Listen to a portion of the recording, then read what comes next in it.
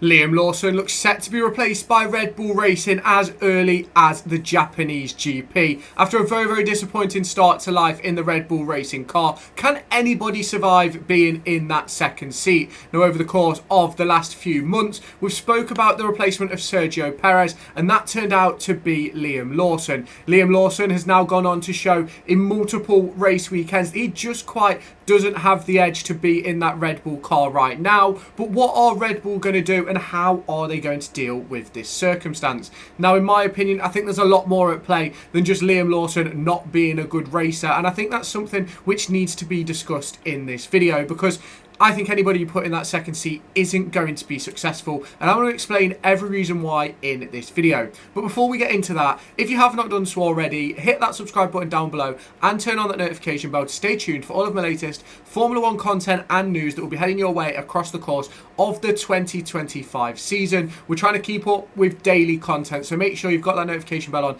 to stay tuned for all the latest. Hit the like button as well to help push this video to brand new audiences, and let me know your thoughts down in the comments. Now, obviously, over the course of the last 2 years, essentially, we've had big conversations over the course of Sergio Perez's career and whether he was ever good enough for the Red Bull seat.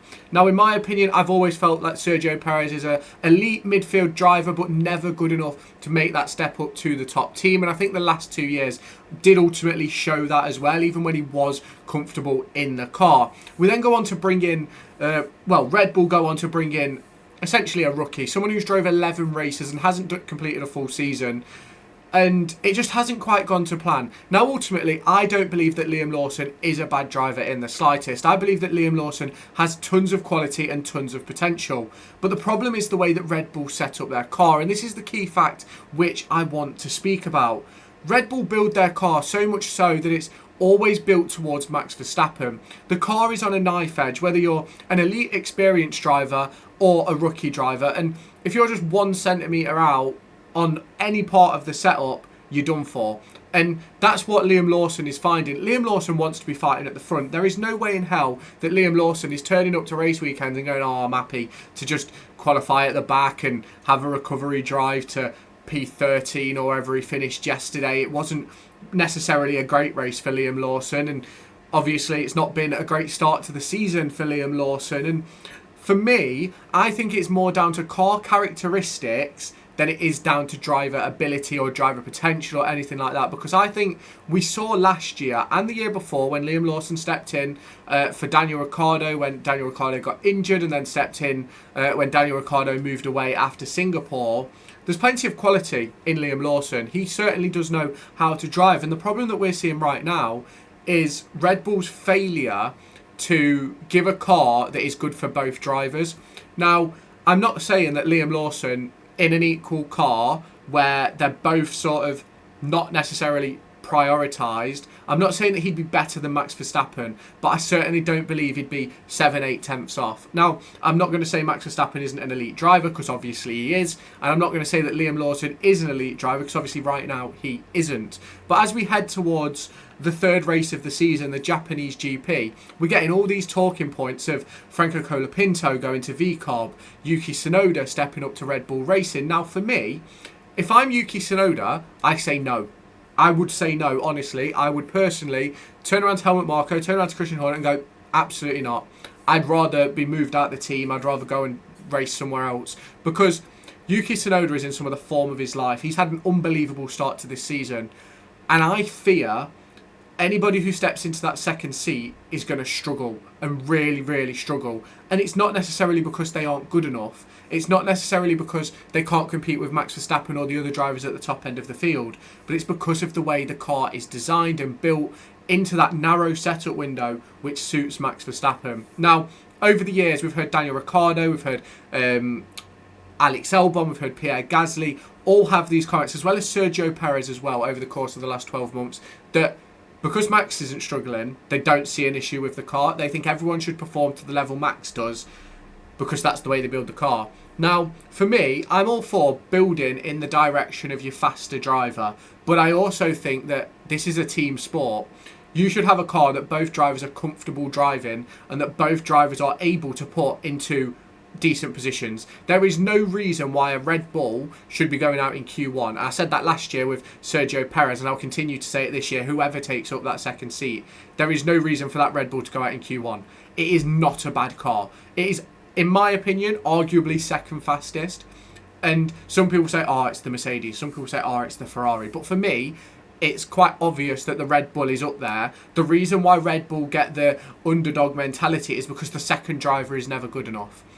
And for me, I think you've seen with Mercedes and how Kimi Antonelli stepped in. Obviously struggled in the first session because of damage in Australia, but then heading into China, straight on it.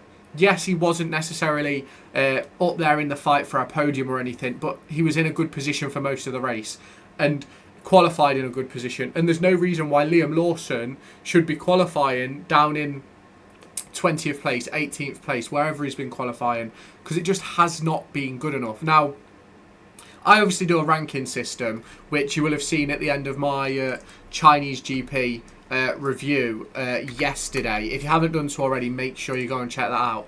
And obviously, it's been a bit tough for Liam Lawson. I'm just getting up his rating now, because if we go to his rating for China, obviously, where he qualified poorly, raced poorly in both races, he got a 2.125 for his Chinese weekend.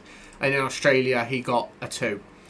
It's disappointing, and I don't like putting Lawson in this sort of category of poor drivers because I don't believe he's a bad driver. I think there is a lot more to come from Liam Lawson. Just the problem is the car is never going to do what he wants it to do, because it's built towards Max Verstappen. He's never going to sort of have that conversation and say that he shouldn't be... He's never going to have the conversation of saying he shouldn't be putting in performances or anything like that, or he's not done enough. He'll obviously make it known that he's not necessarily been good enough. He knows that. He's made that clear as well in his press conferences. And the problem that I see with it is Lawson is good enough.